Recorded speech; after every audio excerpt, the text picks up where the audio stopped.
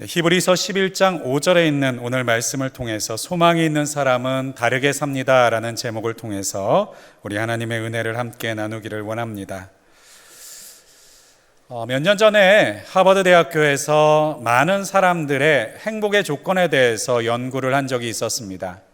지금은 그 결과가 많이 활용이 되고 있는데요.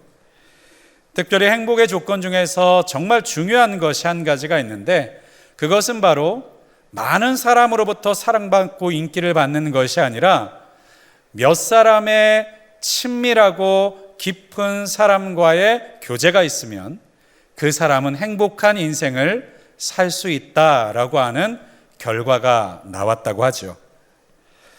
여러분에게는 혹시 그러한 깊은 교제를 나누는 사람이 있으십니까? 혹시 옆에 앉으신 분, 혹시 그 사람이 그 깊은 교제를 나누는 한 사람이 되어주고 계십니까?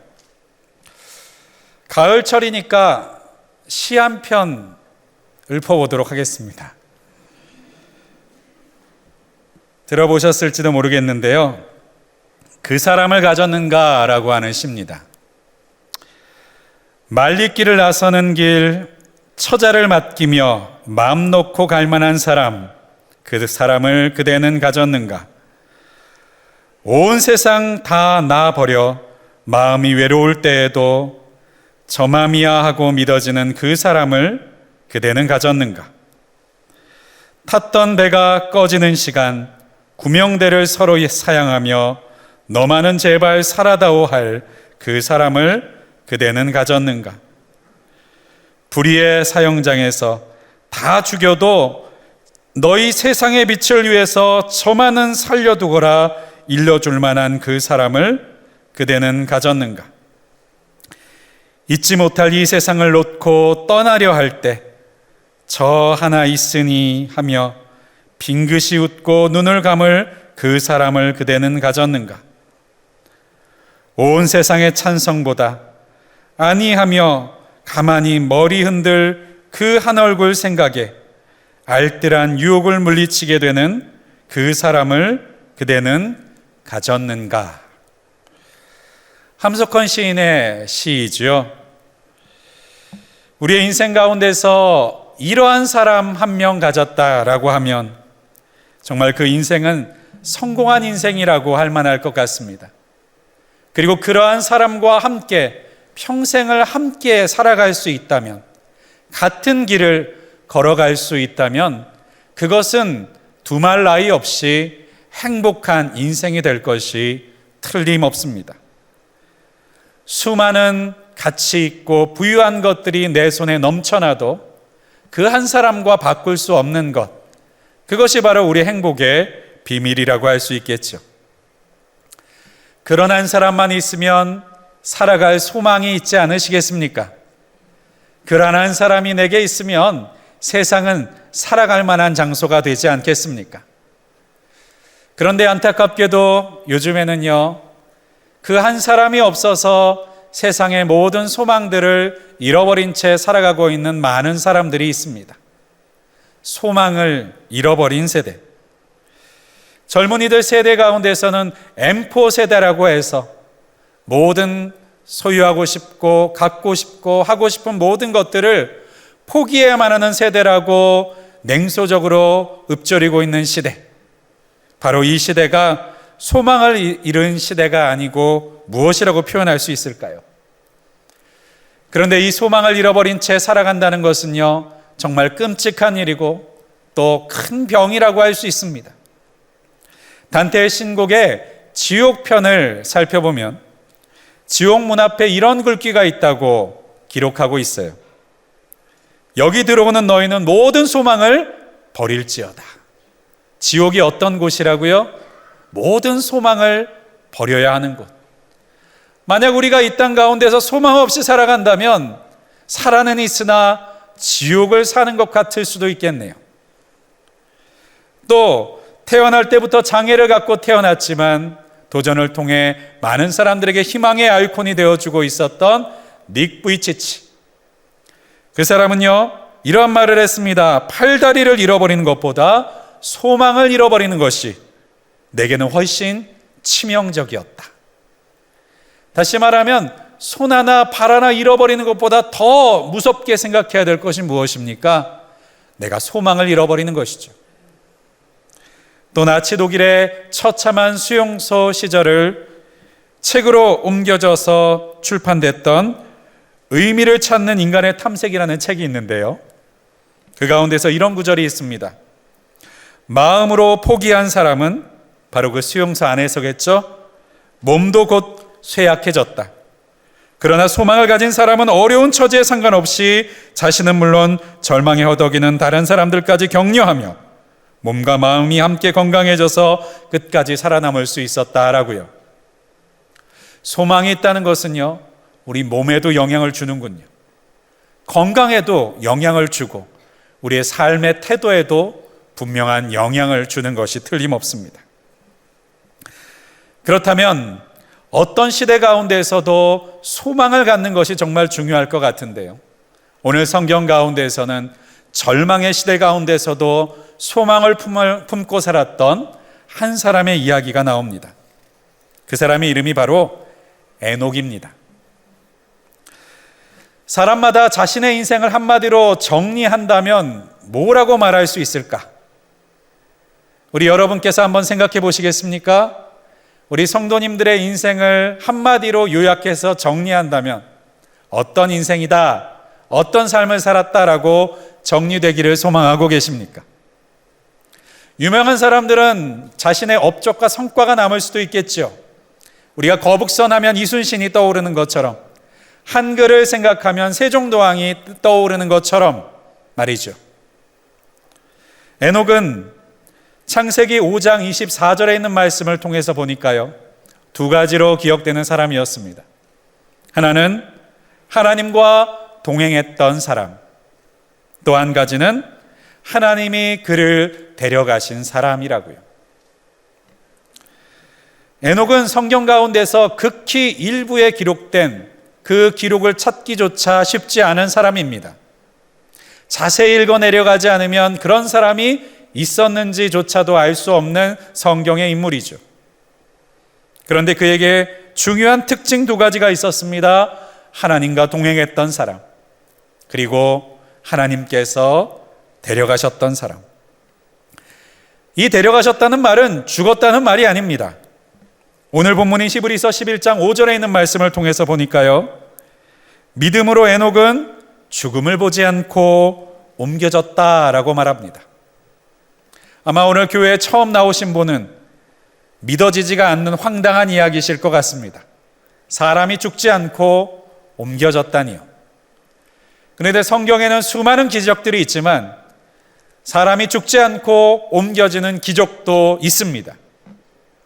특별히 이 기적을 누린 사람이 두 사람이 있는데요, 하나는 바로 이 에녹이었고 하나는 바로 엘리야 선지자였습니다. 이 놀라운 특별한 은혜를 누린 사람이라면 무언가 위대하고 하나님을 위해서 대단한 일을 해야 될 것만 같습니다. 엘리야를 보면 정말 그런 것 같습니다. 엘리야 선지자는 바알 신으로 모든 사람들이 우상 가운데 따르고 있었던 시대 가운데 굳굳이 하나님을 향한 신앙을 지키고 죽임을 당할 수 있는 위협의 순간 속에서도 하나님을 드러내며 증거하며 갈멜산에서는 하늘로부터 불이 내려오는 하나님의 응답을 받아냈던 사람, 3년 반의 긴 흉년 가운데서 다시 비가 내리는 기도를 드리게 했던 사람, 정말 대단한 사람이죠. 그 대단한 사람이라면 하나님께서 죽지 않고 직접 천국으로 옮기시는 것도 그러실 만하다는 생각이 듭니다. 그런데 오늘 본문의 에녹은 어떻습니까? 도대체 에녹이 어떤 인생과 삶을 살았길래 그에게 그와 같은 특별한 은혜를 하나님께서 주셨던 것일까요? 창세기 5장에서는 바로 아담의 후손들, 특별히 언약의 자손들이었던 셋의 후손들이 어떻게 살아갔는지에 대해서 기록하고 있습니다. 그런데 창세기 5장에 있는 많은 사람들의 기록에는 공통점이 있어요. 태어나서 아이를 낳고 살다가 죽었더라. 모든 사람이 그 일을 반복하고 있습니다. 물론 자녀를 낳지 못하고 대가 끊어지는 경우도 있을 수 있으니까 축복일 수도 있겠습니다만, 모든 사람들이 평범하게 살아갔던 기록이 창세기 5장에 기록되어 있다라고 하는 것이죠. 평범한 삶, 어쩌면 누군가는 바라는 삶일 수도 있지만 누군가는 만족하지 못하는 삶일 수도 있을 것입니다. 그 평범한 사람들의 무리 중에 한 사람으로 바로 오늘 본문에 있는 에녹이 있었다는 것이죠. 이 평범한 사람 에녹, 우리와 똑같은 인생을 살아갔던 것 같은 이 에녹이 왜 하나님으로부터 특별한 은혜를 받았던 것일까요? 본문 가운데서 창세기 6장 9절에 있는 말씀에, 창세기에 있는 말씀에 5장에 있는 말씀에 보면 에녹에 대한 특별한 구절이 한 가지 추가되어 있습니다. 그것은 바로 300년 동안 하나님과 동행하였다라고 하는 말입니다. 300년 동안 하나님과 동행하였다가, 도대체 하나님과 동행하는 것이 무엇이길래 바로 그 한마디의 말이 에녹에게 더해져 있고, 그리고 그 더해진 말을 통해서 에녹은 이 세상 모든 사람들이 경험하지 못한, 오직 지금까지 인류 역사에 2명밖에 경험하지 못했을 그 특별한 은혜를 누렸던 것일까요? 성경에 동행이라는 단어, 우리가 사전을 찾아보면 길을 함께 걷다라고 하는 뜻을 담고 있습니다. 길을 함께 걷다.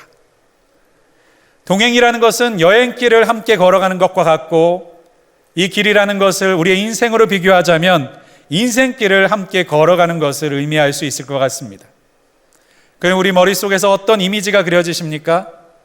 어깨를 나란히 하고 두 손을 붙잡고 함께 그 길을 향해서, 같은 방향을 향해서 걸어가고 있는 그 모습이 머릿속에서 상상되지 않으십니까?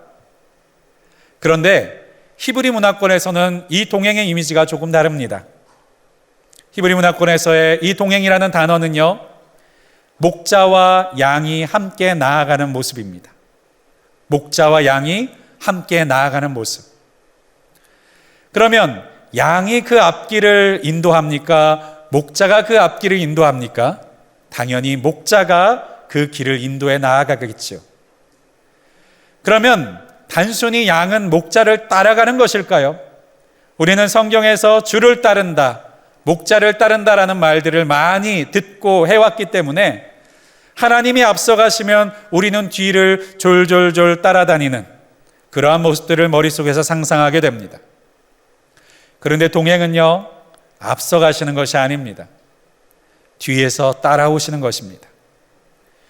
유목민들이 양을 치는 모습들을 영상으로 혹시 보신 분들이 계시다면, 그 양을 치는 모습은요, 목자가 때로는 앞에 나아가서 소리를 내어서 양들이 따라오도록 인도하기도 하지만, 대부분의 목자들은 양들의 맨 마지막 꽁무니에 가서 양들이 옳은 방향으로 갈 때에는 지켜보고 있다가, 원하지 않는 방향으로 그 무리가 나아가는 것처럼 보이면 막대기와 지팡이를 들고 가서 바른 방향으로 톡톡, 좋은 표현으로는 톡톡이고 기분이 나쁘면 두들겨 때리겠죠, 그렇죠?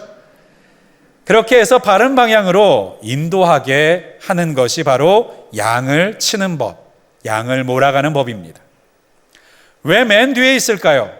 그것은 양들이 나아가고 있는 방향을 정확하게 알기 위해서입니다.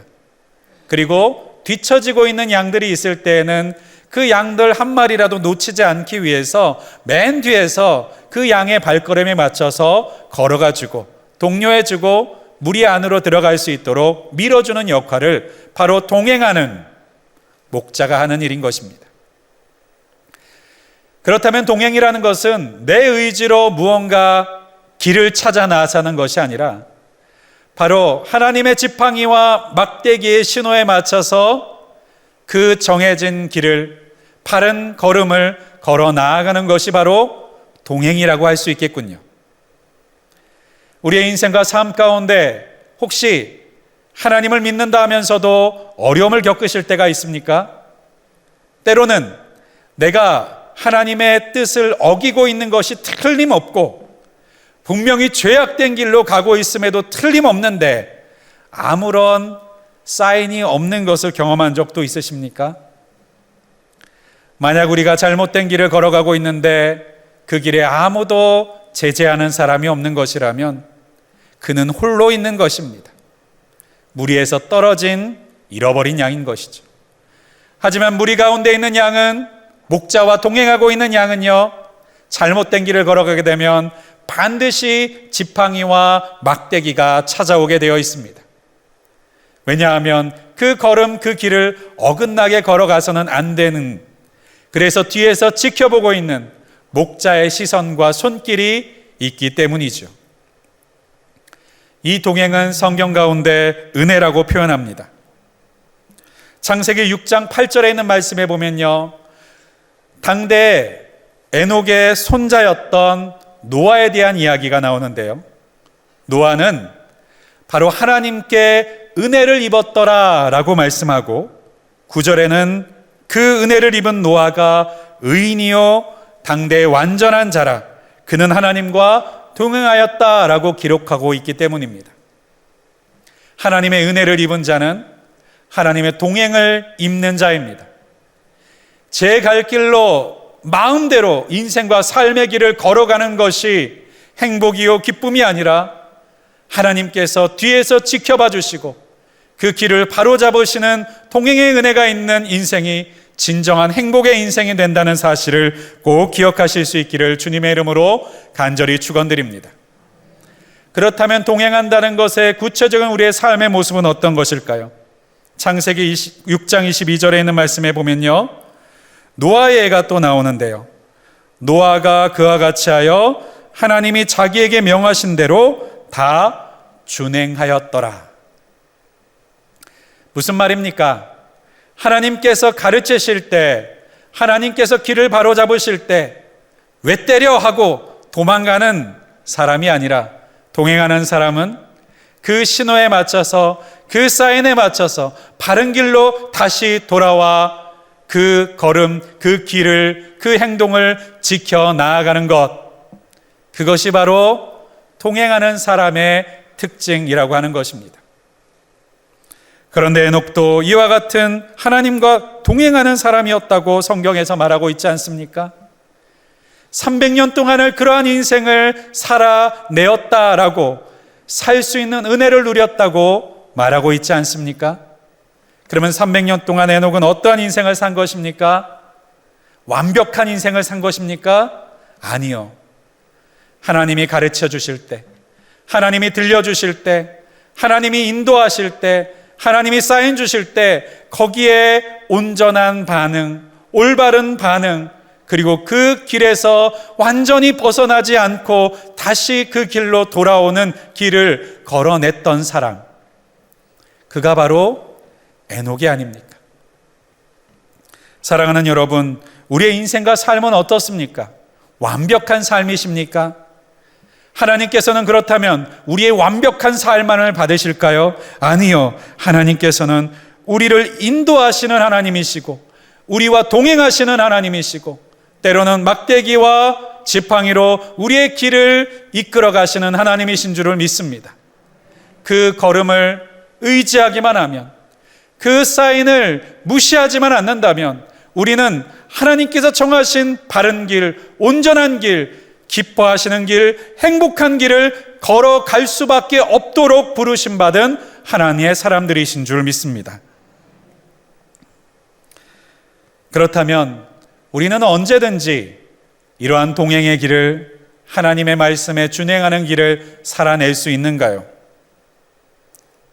소망을 잃어버린 자들이 공통적으로 나타나는 중요한 특징 중에 하나는 인생과 삶을 마음대로 살고 싶어 하는 욕심이, 유혹이 생긴다는 것입니다. 생각해 보십시오.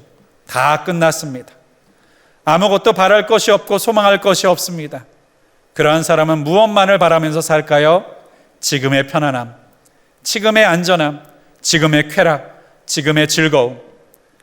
소망을 잃어버린 대한민국 가운데서 최근 뉴스들을 보면 마약을 하는 사람들이 늘어나고 술에 취하고 중독된 사람들이 증가해 나아가고 있는 것이 이 사회적인 환경, 소망을 잃어버린 환경과 조금도 연결짓지 못할 이유가 없습니다. 소망을 잃어버리면 막 사는 것이죠. 소망을 잃어버린 사람은 내 인생의 가치가 사라져버리는 것이죠. 소망을 잃어버린 사람은 어떻게 살든지 미래를 바라보기보다는 과거와 지금의 쾌락만을 바라보는 인생을 살아가게 됩니다. 하지만 소망을 가진 사람은 다릅니다. 소망을 가진 사람은 현재가 아니라 미래를 바라볼 수 있는 사람입니다. 소망을 가진 사람은 미래를 바라보며 믿음을 품고 살아갈 수 있는 사람인 줄을 믿습니다. 보통 교회 다니는 사람들을 믿는 사람이라고 말하죠. 그리고 교회 다니는 사람들이 가장 중요하게 생각하는 것을 믿음이라고 말합니다. 그런데 이 믿음이라는 건 도대체 뭘까요? 하나님이 계시다는 것을 믿는 것, 때로는 하나님께서 하신 말씀들이 참이라는 것을 믿는 것, 여러 가지 믿음들이 있겠습니다만 정말 중요한 믿음에 대해서 히브리서 11장 1절에 있는 말씀 가운데서는 이렇게 말하고 있습니다. 믿음은 바라는 것들의 실상이요 보이지 않는 것들의 증거다. 그리고 이것을 선진들이 증거로 얻어내었다. 무슨 말입니까? 믿음의 조상들은 모두 소망의 사람이었다는 것입니다. 내 눈앞에 이루어지지 않은 일이지만 언젠간 분명히 내 눈앞에서 일어나게 될 그 일이라고 믿는 믿음이 있었기 때문에 그것을 따라갈 수 있었다라고 하는 것이죠. 더 나아가서 그 소망을 확인했다는 것입니다. 그래서 믿음의 조상들은, 선진들은 이로써 증거를 얻었다라고 히브리서의 기자를 통해서 쭉 말씀하고 있는 것이죠. 그저 우리가 바라는 것을 이루기도 하고 이루지 못하기도 하는 것이 아니라 반드시 이루어질 것을 바라보고 믿고 소망했다라고 하는 것입니다. 우리의 인생 가운데서는요, 기대하는 것이 있고 소망해야 할 것이 있습니다. 기대는요, 마음의 바람인 거예요. 이루어질 수도 있고 이루어지지 않을 수도 있습니다. 때로는 어떤 성도님들은 이 기대에 자신의 모든 믿음을 쏟아부어 놓으려고 할 때가 있습니다. 그러면 어떻게 됩니까? 이루어지지 않는 것 때문에 하나님께 시험에 들게 되죠. 왜 하나님, 내가 그토록 믿었는데 왜 이루어 주시지 않습니까? 그런데 우리의 믿음은 정말 그와 같은 것입니까? 내가 바라는 것은 반드시 다 이루어질 것이다 라고 하는 자기계발서에 나오는 것 같은 그 믿음이 우리의 진짜 믿음이 맞습니까? 성경에서 말하고 있는 믿음은 소망이 아닙니까? 믿음으로 바라보지만 분명히 일어날 그 사건, 분명히 우리가 경험하게 될 그 일, 그것을 소망하며 기대하며 기다리는 것, 그렇습니다. 소망은 기대하는 것이 아니라 기다리는 것입니다. 오늘 에녹도 그 기다림 가운데 살던 사람이었습니다. 그 기다림이 있었기 때문에 하나님과 동행할 수 있었던 사람이었습니다. 그렇다면 그 시대는 어떤 시대였길래 왜 그 시대를 절망의 시대라고 말하고 있느냐? 창세기 5장 21절부터 22절을 다시 보면요, 에녹이 65세에 무드셀라를 낳았고 무드셀라를 낳은 후 300년을 하나님과 동행하며 자녀들을 낳았으며, 에녹은요 처음부터 하나님과 동행했던 것이 아닙니다. 무드셀라라고 하는 아들을 낳은 뒤부터 300년 동안은 하나님과 동행하였습니다. 365년을 이 땅 가운데 살았는데 앞선 65년을 제외하고 300년을 하나님과 동행했습니다. 그럼 무드셀라가 이 땅 가운데 태어났을 때 무슨 일이 있었기 때문에 에녹은 그 일을 선택하게 되었을까요? 무드셀라의 이름에 그 비밀이 있습니다. 무드셀라라는 이름 가운데는 두 가지 뜻이 있습니다. 창을 던지는 자, 또 하나는 그가 죽으면 끝이 온다라고 하는 두 가지 뜻을 가지고 있습니다. 그가 죽으면 끝이 온다라는 말과 창을 던지는 자는 동일한 뜻을 갖고 있습니다. 왜냐하면 고대에는 창을 던지는 자란 그 마을에서 가장 힘이 센 자였고, 그 힘이 가장 센 자가 죽게 된다면 그 마을은 멸망하게 되는 것이기 때문입니다. 다시 말하면 하나님께서는 무드셀라라고 하는 그 이름을 통해서 에녹에게 이 아들이 죽으면 세상에 심판이 온다라고 알려주신 것이죠. 다시 한번 묻습니다. 여러분은 이 세상의 끝, 이 세상의 심판에 대한 하나님의 말씀을 들은 이후에도 하나님과 동행하실 수 있겠습니까? 내 모든 마음과 삶을 절제하고 하나님의 말씀을 준행하며 변함없이 살아가시겠습니까? 그러한 사람이 바로 에녹과 같은 사람인 줄을 믿습니다. 끝이 보인다 할지라도, 그리고 끝이 언제 다가올지 알지 못하는 인생을 살게 될지라도 끝까지 하나님을 준행하고 하나님과 동행하는 인생을 살아내는 사람, 주위에 있는 모든 사람들이 제 소견에 오른 대로 떠나고 보기에 좋은 것을 취하며 자신의 인생에 좋은 것이라면 어떤 포악과 죄악을 통해서도 얻어내는 그러한 끔찍한 세상 속에서도 하나님의 말씀을 준행하며 그 말씀을 따라 이웃을 사랑하고 다른 사람들의 눈물을 닦아주고 어려운 사람들을 도우며 하나님을 경외하는 인생을, 하나님의 모든 말씀들을 존귀하게 여기는 인생으로 살아나가는 사람, 동행하는 사람, 그러한 사람이 오늘 이 시대에도 저와 여러분이 되시기를 주님의 이름으로 간절히 축원드립니다. 그 인생을 다짐할 때, 그 인생을 결단할 때 우리 주님께서는 변함없이 여러분 동행해 주시는 동행의 하나님, 목자의 하나님이 되어주실 줄을 믿습니다. 오늘 이 시간 우리의 마음 가운데 이 에녹의 인생과 같은 삶이 기적과 이적을 베푸는 삶은 아닐지라도, 어떤 위대한 일들을 벌인 사람은 아닐지라도, 세상을 떠들썩게 만들 만한 놀라운 역사를 만든 사람은 아닐지라도 그저 아이를 낳고 그 아이를 말씀 안에서 길러 나아가며 하나님과 동행했던 그 인생 가운데서도 특별한 은혜를 베푸시는 우리 주님 앞에 그러한 삶을 다시 한번 결단하실 수 있는, 기대하실 수 있는, 그리고 그 결과를 기다리실 수 있는 저와 여러분이 되시기를 주님의 이름으로 간절히 축원드립니다. 기도하겠습니다.